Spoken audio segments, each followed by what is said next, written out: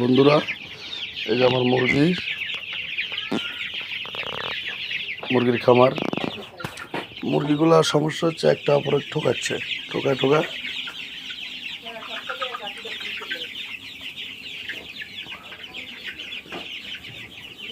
একে অপর পাশে ঠোকা পুরে খায় নিচ্ছে।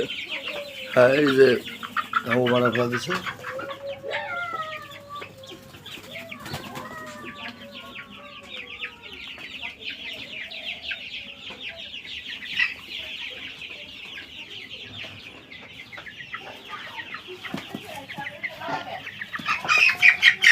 এই যে ওরা হলুদ আর সরষের তেল দিয়ে মাখায় দিছি, দিয়ে এখন মোটামুটি ভালো। একটা অপর ঠোকায় ঘা বানায় ফেলাইছে।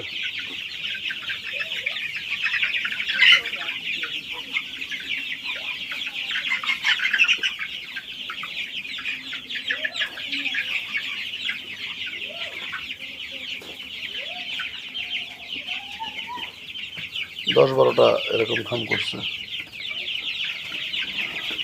এখন আপাতত ভিটামিন শর্ট ছিল, ভিটামিন দিচ্ছি, ভিটামিন দেওয়ার পর আর ঠোকায় না।